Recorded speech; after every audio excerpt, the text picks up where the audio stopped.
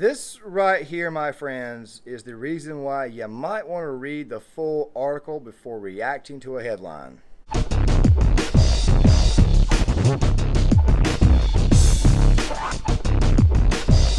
really love how it is that certain influencers online with big followers will suddenly post a tweet and then turn right back around and then post a statement essentially saying that not much explanation was given when it's a 6 second clip and it's obviously a news station that's filing a lawsuit on you over that said clip.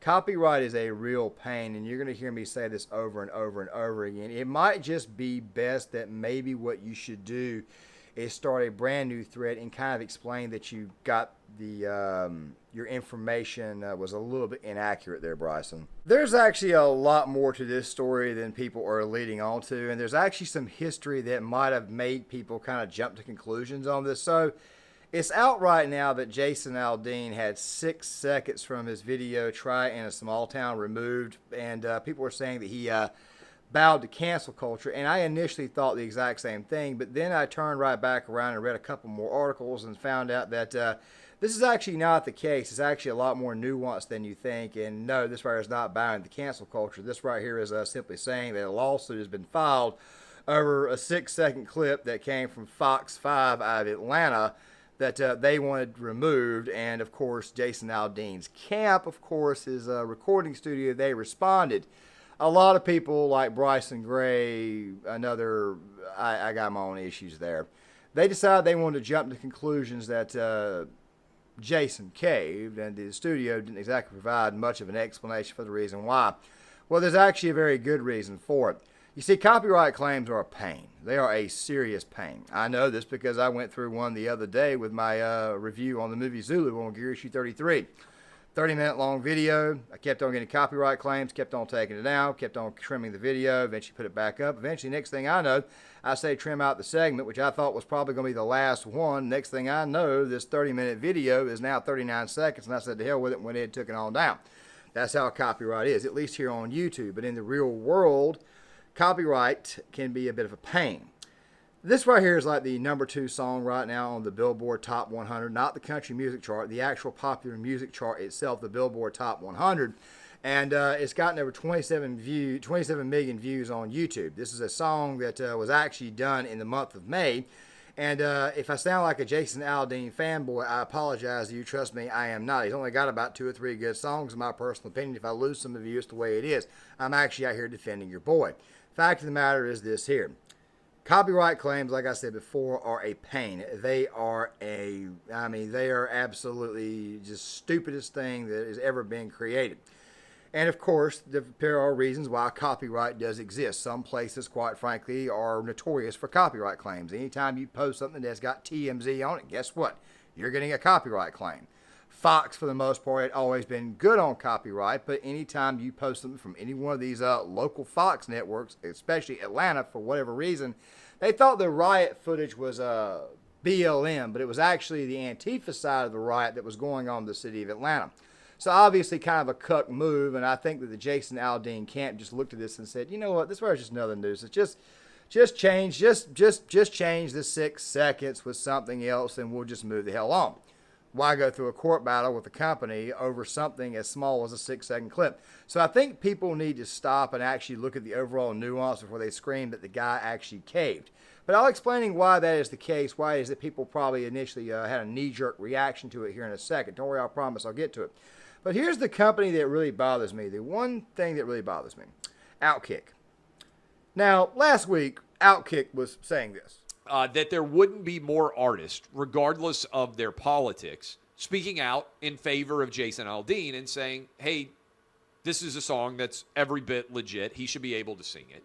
What I have seen, unfortunately, happen in much of the 21st century is a lot of people in so-called creative industries, whether it's comedians, whether it's actors and actresses, whether it's musicians, they come out and they try to stop someone else from being able to say creatively in their songs, in their books, in their music, in their comedic art. They try to stop people from being able to say things because they believe that it's that it's unacceptable. From the title of the song, it's about how all the lawlessness, the looting, the rioting and vandalism, and the burning that took place after the death of the left's patron saint George Floyd would not and should not be tried in a small town. This song has a pro-2A, pro-law and order, pro-basic decency message, and the video showcases real images of the 2020 riot season. So, of course, the libs of America and the libs who don't belong in country music, well, they're having a little tantrum over it. CMT. Kind of funny, especially given the fact that roughly right around the time this entire controversy started, of which, by the way, there's a lot of YouTubers out there who react to music videos who are black, did not think this was racist. I'm posting some of the thumbnails right here in the B-roll footage for you guys to see. But let me go ahead and just kind of roll this really quick, and you tell me if this right here sounds like somebody that's eventually going to cuck. I want to see it restored to what it once was before all this bullshit started happening to us.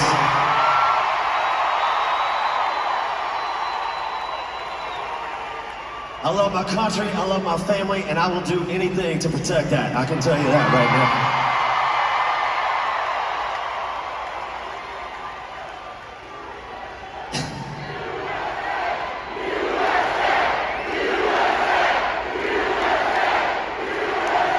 But here's what I want to say. A lot of things out there, and one thing I love, you guys know how it is this day and age, cancel culture is a thing. That's something that, if people don't like what you say, they try and make sure that they can cancel you, which means try and ruin your life, ruin everything. One thing I saw this week was a bunch of country music fans that could see through a lot of the bullshit, all right?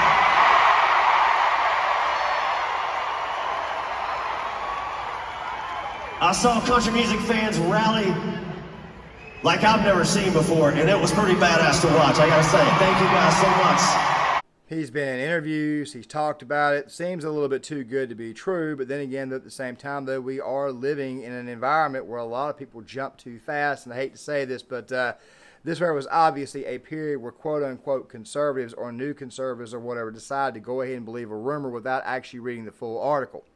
Go back to the statement from Jason Aldean's recording company. I don't blame them for not elaborating any further because let's just go ahead and be honest. As I've said before, copyright absolutely sucks. I've lost videos over copyright, and there are people on this platform and there are companies out there that literally love to abuse the literal hell out of copyright, even though you were using it in terms of fair use, meaning for educational or commentary purposes like I did last week. Copyright's a pain, and some people just love to abuse it. By the way, before I go any further, I need to say this right now, okay? I've had my issues with Outkick, but it's mostly the personalities at Outkick. I don't think that Clay Travis is what we call an actual adequate replacement for Rush Limbaugh. He's on the EIB network. I personally think Bo Snerdley should have got that job, or maybe even Mark Stein, who was filling in for him at one point in time. The guy voted for Obama twice and Gary Johnson in 2016, just like Ben Shapiro and a lot of other quote-unquote conservative influencers that were more than willing to allow Hillary Clinton to walk into the White House that election. I don't think they should be out there spouting out conservatism when we all know they're not really and truly conservative. They're more moderate, but not actual conservatives. I think these guys should stay off it. I've already let you guys know how I feel about Tomi Lahren. She's just a common, ordinary, attractive blonde on the internet who talks, and of course she's way too damn loud. I've expressed my issues with her, my problems with her when it comes to the topic of Roe v. Wade, how it is that she actually parrots the left's talking points on that topic. So you guys already know that I'm more than likely not going to spend all day defending Outkick, okay? It's just not how I'm going to do this. I'm going to tell you guys the way it is. Obviously, Outkick got this entire thing wrong. They went with the narrative that the man cucked, and he bowed down to cancel culture when obviously that conservative was influencers out there like Bryson Gray, who, by the way, I personally think is a grifter. He probably needs to do us all a favor and learn to actually use his Twitter handle. Learn to actually, well, now it's X, but he obviously needs to learn not to tweet out such nonsense, then come right back and say, well, the record label didn't really have much of it. Bryson, I'm pretty sure that you've experienced some form of copyright in your lifetime, especially being an artist, supposedly. I'm pretty sure that you would probably have some experience in here. Maybe you should put together a thread or something like that further explaining it, maybe get some more information. I mean, you see this video right here from the Officer Brandon Tatum, which, by the way, I actually watched only to find out that Officer Brandon Tatum actually is saying exactly what I said just in a much less amount of time, actually told the truth that some people need to stop before they actually react and actually read the damn article before they decide to say, I don't know, post such nonsense. Then again, though, I also kind of was a little bit guilty of this myself, because when I first read the story, I thought it was Fox News, and of course I just decided not to post the original video that I worked on, went back and double checked, come to find out it was Fox 5 in Atlanta who chose to lay the copyright claim in on Jason Aldean. Fact of the matter is that it's pretty obvious that he did this right to avoid a lengthy lawsuit in the darn future. I mean, the guy, you're going to hear me say it again. The guy is a gold freaking millionaire, one of the richest country music artists out there. And even though country music has, for the most part, started to go woke, I don't think it's a good idea to castigate one of your own without reading the actual facts. Back to Outkick, and don't worry, I'll give the explanation in a second. Here's the thing about Outkick. I've never really and truly fully bought into them. I'll use an article from time to time when they get it right. My thinking is that what happened is that the writers at Outkick, they came across this story. They probably pulled it up from their phone. They looked at The Guardian, which is not exactly the most trustworthy of sources, maybe The Independent, and People magazine, of all places, which isn't even really and truly a news magazine. It's more lifestyles, entertainment, going completely woke, the type of crap there. And they probably chose to look into it and then try to come up with some form of neutral article. But of course, the article, if you read it, they run with the narrative that the man straight up bowed to cancel culture and straight up cucked. When obviously that was not entirely the case. They got hit with a copyright claim, and somebody obviously threatened a lawsuit. And the Aldean camp said, you know what, man, just cut the 6-second clip, because obviously he doesn't clip his own videos. He's obviously got somebody else to do it for him. I mean, the guy's, what, a multi-millionaire? I'm pretty sure he really truly doesn't care. Just get the lawsuit out of the damn way. That right there is what the hell this is. But there is a reason why it is people would have had this reaction. And moving into it, let me just go ahead and say that you obviously are not allowed to piss off Dana White. Dana White holds grudges. And I think that that is one of the main reasons why some people may have had a knee-jerk reaction to this, drawing back on a certain incident that occurred in Las Vegas in 2017. It may have been that issue there that may have actually made a lot of people kind of recoil back and say, oh my God, he's never changed. It may have been that incident there and that particular. You guys remember the 2017 Las Vegas shooting? Do you guys remember that? Okay, well, the clip was on Fox and Friends. Dana White was giving a bit of a spiel on that show. And he had asked Jason Aldean to perform the national anthem at the UFC event that was happening that weekend. According to him, Aldean said yes. And then, of course, Aldean showed up on Saturday Night Live instead. So Aldean took to Fox. And, of course, Dana was on a bit of a roll at that time. And Uncle Dana, of course, he said, stay the F out of Vegas. Don't come back to my town. Stuff like that there. Jason got a very negative reputation for a little bit there because he chose to go on SNL, which, by the way, is NBC, who, by the way, will also copyright claim you. But then again, though, NBC's actually been pretty good about copyright claims in recent years. Fox has really been ridiculous. ESPN could be a pain, too, as well. But that's kind of how I think a lot of people may have kind of came to the assessment. Maybe they were thinking because it was so long that maybe Jason might have learned his lesson and actually done the right thing for a change. Because obviously singing the national anthem is much more important, especially after an event like the Vegas shooting, than what happens as far as going on Saturday Night Live.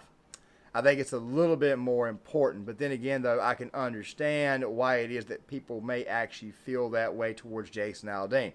Oh my God, he chose the money. Oh my God, he got cooked. Oh my God, he bowed down. Oh my God, he brushed off Dana White after a simple request. Oh my God. And of course, the more and more we hear about Dana, the less rosier of a picture that it is. Fact of the matter is I think people jumped on this. Some people probably drew on that past experience and then all of a sudden thought to themselves, look, oh crap, he did it again. And they probably automatically assumed that the article was in fact true, when in reality, the article, you need to actually read it. This is one of the main problems that we have with people out there who love to just look at the headline and then respond. I know that I've been caught on this before. Clickbait is very, very bad. This is, of course, before I started doing YouTube. But then again, there happened a couple of times where I've made a mistake and posted a video only to find out like 2 or 3 weeks later that the story I told was not entirely accurate. But then again, though, you can't delete the video or else YouTube algorithm will punish you. And the next thing you know, you'll get copyright claims out of the middle of nowhere. All that type of crap there. That's how confusing the bull crap can be.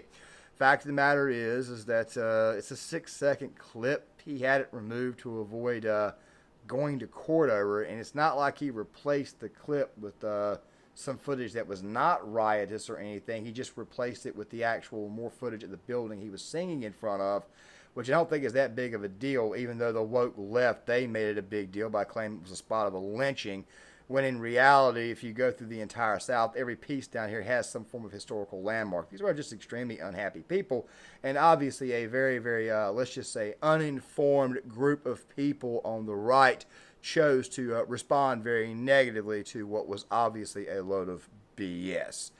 Guys, with that right there being said, I'm going to go ahead and halt this video here. Make sure you guys hit that like button. Make sure you guys subscribe. If you're new to the channel, please hit the notifications bell. Also, leave a comment in the comment section. I would love to get you guys' thoughts on this. Links, of course, will be in the description box, and there will also be some more stuff in the comment section as well. And I shall see you guys later.